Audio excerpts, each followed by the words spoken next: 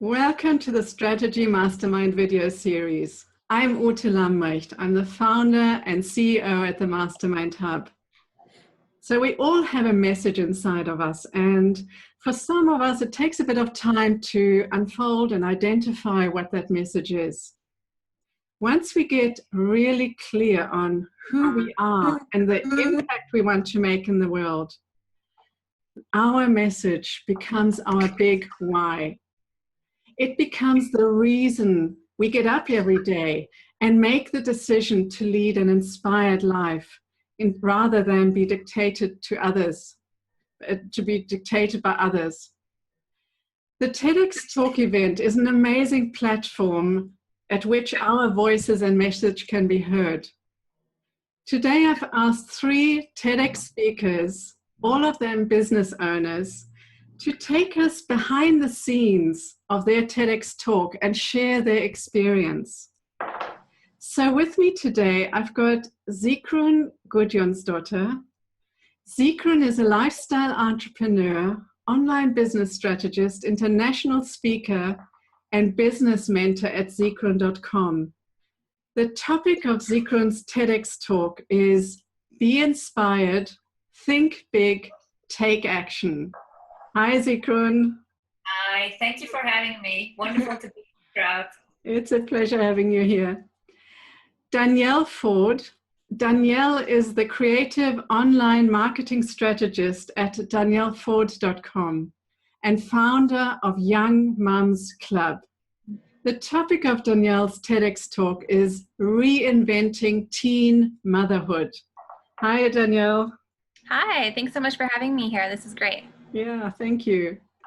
And Kate Dimpfl. Kate is the founder of Holistic Childbirth. The topic of Kate's TEDx talk is We Must Put the Sex Back into birth. Sorry, Kate. So happy to have you here. Thank you for having me. It's great to be here. Yeah. So first of all, I would like to congratulate you for being so courageous, taking this courageous step of voicing your message on the world stage. I think all of you should be celebrated for doing that. Absolutely. So I would like to start by asking everyone the question of what made you decide to become a TEDx speaker? So may I ask Sigrun first? Well, it was on my vision board to become a speaker. I thought it would be something I would do like later on. You know, I was very well aware when you start a new business, nobody knows who you are and you have to build your credibility and trust. And at some point I hoped that I would have a clear enough message that I could just speak somewhere. And I've admired, of course, TED and TEDx. And then I was doing webinars for, I guess, 3 months. So I was doing weekly webinars, and this was one of the things that I kind of discovered that I loved doing and just did it. And I had at least 100 people on every webinar, and some, you know, it went up to at least 500, 600 people. And then I was doing kind of a launch of my one-on-one mentoring program and did 3 sessions. And in one of those 3 sessions, there was a lady, and, you know, I helped her with her business, and she was and then at the very end, just before she said bye to me, you know, thanking for the free session, she asked me, well, would I consider being a TEDx speaker? She's on the committee in Zurich and is looking for speakers, and she has had, you know, seen me on a couple of webinars and thought she wanted to ask me. And by me offering that free session, she kind of like got on the phone with me and could ask me. And I was like, of course, yes, I want to do it. I didn't think it would happen that, you know, fast, that I would be asked to. And I also thought, well, did I really share my message or why on my webinars? But I guess I did without really knowing it, and she noticed. So yeah, that was how it happened for me. Super, thanks. That's interesting. Yeah. Thank you.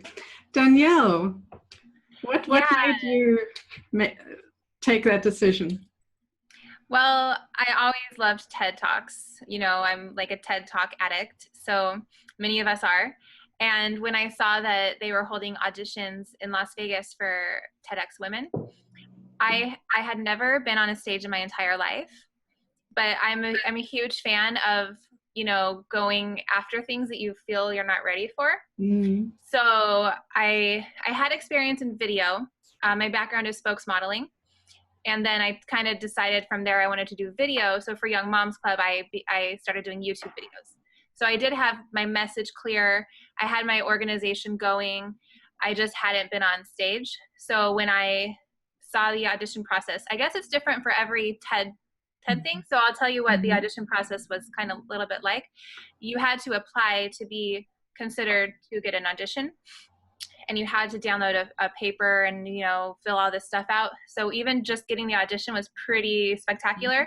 I had planned on using this as practice for the next time I auditioned for TED, thinking that I wouldn't get it. So that was my goal. I'm like, this is just going to be great practice, and I'm going to just get over the fear.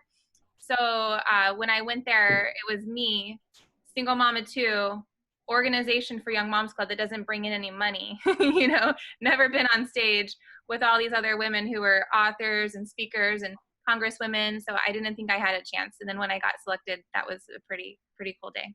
Wow. Yes, I can imagine. That's amazing. Thank you. Yeah. Kate.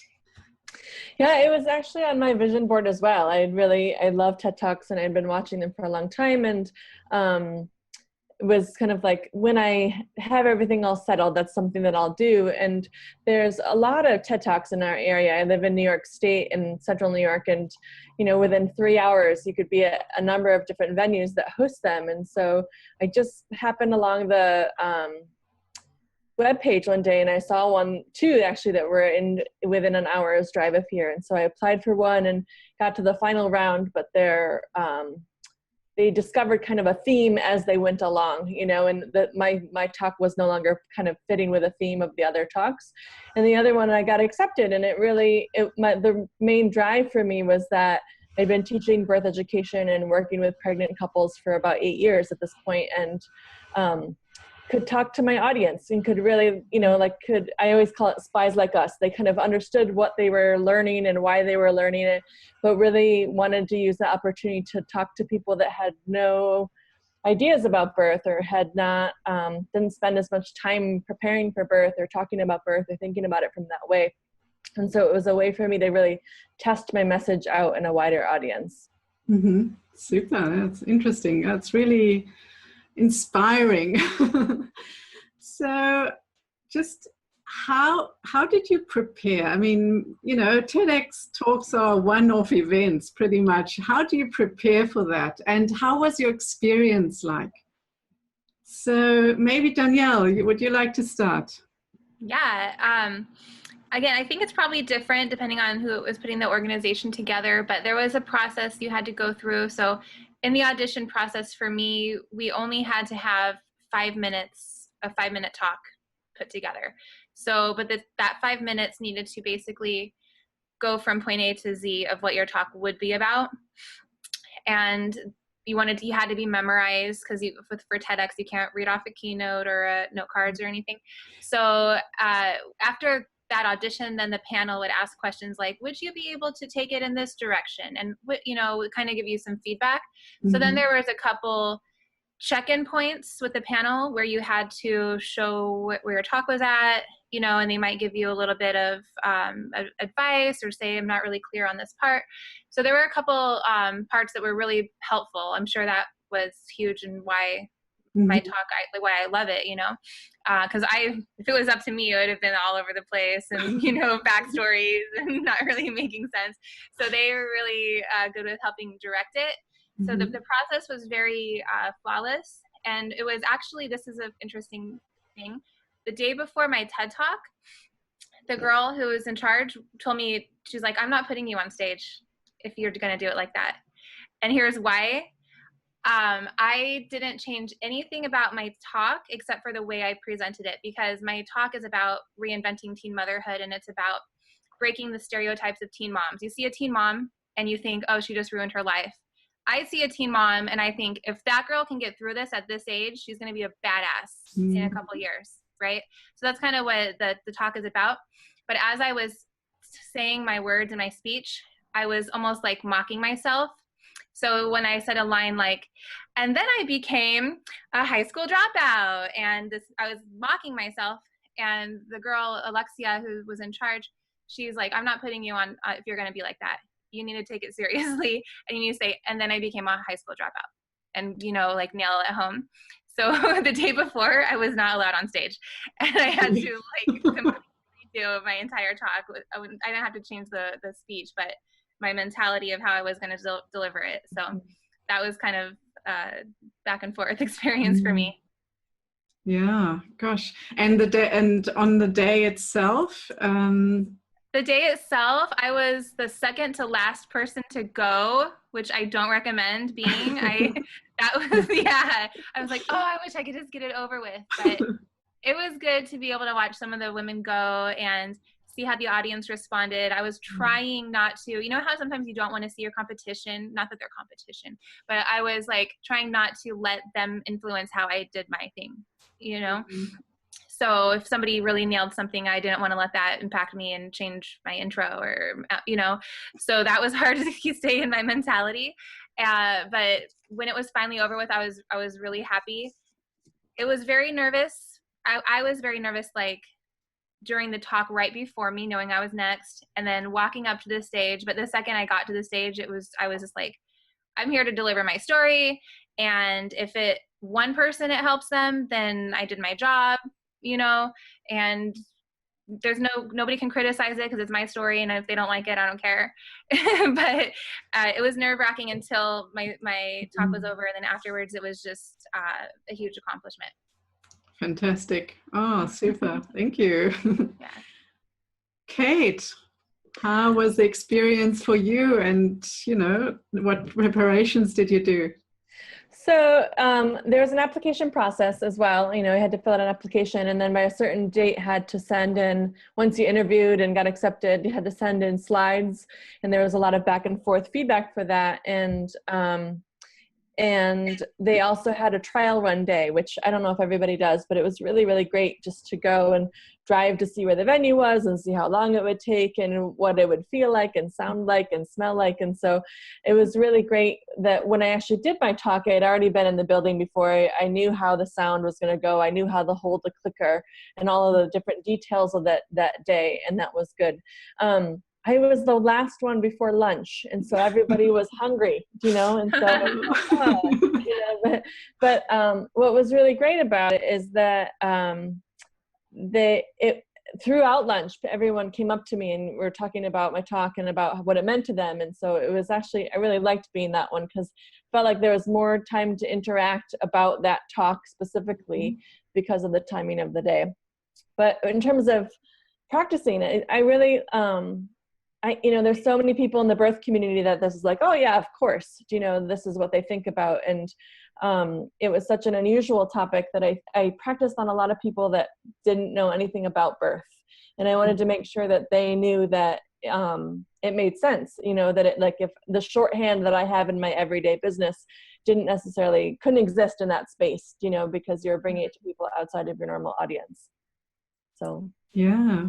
Great. And the actual, just the experience of the talk itself, were you also quite nervous, or does that disappear? You know, I think once I get on stage, it totally disappears, and I just kind of zone into that role as an educator, you know, and so I spent my career teaching, you know, and so at some point you just put on that educator hat and then you just in some ways perform, you know. But what's funny is that when I did the trial run the day before, there's maybe a few people listening to me in the audience, but everyone was kind of milling around and doing that. And in the talk, there's sounds of birth and sounds of orgasm. And all of a sudden when that played, everyone stopped and they looked over the stage, was like, what's happening in this talk exactly? You know, so, but, and that's, you know, I don't know. I feel like I had said it so many times out loud. I teach it, I practice on so many people, but that by the time that I got there, it really flowed more from the heart than the brain, you know, so. Yeah, super. Thank you. Great. Sigrun, How did you prepare, and what was it like? So yeah, there was also an application process. So even if I was asked, because the process actually seems to be in Europe that you cannot apply for a TEDx talk, or normally not. They find people. So the committee, each person on the committee finds a couple of people that they would like to have, but the others may not agree. So the person still has to apply afterwards, but they have a smaller collection of people. And so I had to have a 3-minute video and write potentially what I want to talk about. I think Be Inspired, Think Big, Take Action was immediately the topic I want to bring up. But then I had a totally different story in the video just to show that I could speak. Anonymously they accepted me, so that was great. But then I had I don't really have a script. And because to me, I wanted to bring several different stories from my life to show that, you can take a relatively small, think big and take a relatively small action to actually, get over your negative thinking. It's about actually kind of the thoughts that we have. And I feel more women have than men, and we let things stop us. We don't take action. And, it was how I became a CEO without any qualifications for that job, and how I decided to study in Germany without, knowing anyone there. I just went on holiday and I liked it and I went to study there. So I was going through different stories of that kind of anything is possible. If you can just dream it and believe it, it can happen. So that was kind of the theme. But I found it quite challenging to bring it, because I didn't have this one story that I often feel people have for a TEDx talk. I had a thread and it had to make sense. There has to be a red thread through it. So I wrote down my talk and then I threw it away. I had to start again. It was always the same story. It's just the way you say it and how you can tie it all together. And I was not provided with a coach. They asked me about the script. Yes, so I sent it in. They asked about slides, and actually I decided not to do slides. There's one slide behind me. It was helpful that I had someone that could talk this through and refine the script. And in the end, I was really, really happy that I had a red thread through the script of I start as a 6-year-old girl and I end as a 6-year-old girl again in the talk. So that's kind of it took me a while to actually write the script. The actual preparation of talking it was not as, I did not spend so much time. I guess my Dale Carnegie training helped there. I was a Dale Carnegie trainer 11 years ago, and I kind of automatically knew how to speak and look at the audience, look them in the eye and stuff like that. But I didn't practice that much. Yeah. Mm-hmm. Yeah, super. Yeah. And your experience coming on stage that... On the day, I was a bit nervous. I was the second one to start, so I was happy about that. I was not late during the day. And on purpose, I stood to the side. I was not in the audience while the first person spoke. It was just I want to be a little bit away, and then I stepped on stage. And yes, of course, I was nervous, but it went away immediately when I started to speak. What was really helpful that I want to share with anyone preparing for a talk like this is how I memorized the script, because I have not, I've spoken a few times in my previous careers. I've had to speak as a CEO. I had to speak representing a company, but I would always speak without the script. Mm-hmm. And now I had to have a script, it had to say, and I was like, this is weird. How can I memorize this? And I practiced at home and I always forgot something. And then my sister, who was a teacher, told me to use really, really weird objects and place them in my home. So I would go into the kitchen, and then on the, on the fridge, there would be a clock that's leaking down. And on the stove, there would be a candle, and there was a car coming through the window, and there was a swimming pool in my living room. And I could just go, and the talk was, I didn't forget a single thing. There was everything exactly like I had in the script. So you attached a concept to one of these images, right? Okay. Mm-hmm. So every paragraph in my script had a weird object, like really, really huge in my home. And I would basically start, I was like, I am walking through the kitchen, I'm going to the living room, I'm going into the office, I'm going into the bedroom, and every piece of my talk had like an object. Oh, and that's cool. That's a really good idea. Yeah, and it's the first time I've used it. I've heard about this method, but I've never used it. And I was like, wow, this is how I'm going to do all my talks in the future if I ever need to talk again, because you couldn't forget. If you walked it once through your head, I even made a little drawing. You know, I had a little drawing, like where all the objects are. And once you practice it 2-3 times, you know it. So that was really, really helpful for me. And generally, how my script developed was like to take people on a journey. And the first thing somebody told me when I came off stage is like, you really took me on a journey. And I was like, oh, super. I was able to, Score. Yeah. That's fantastic. Yeah, what a great tip. I'll try that next time as well. So I want to just go around and ask everyone, you know, either in hindsight or any special tips you have for people who would like to do a TEDx talk. Not only that, but also, for instance, you know, what would you have done differently, or how, you know, is there something we can do to get rid of the nervousness, or anything that comes to mind? I would love to discuss that. So let's start with Kate first.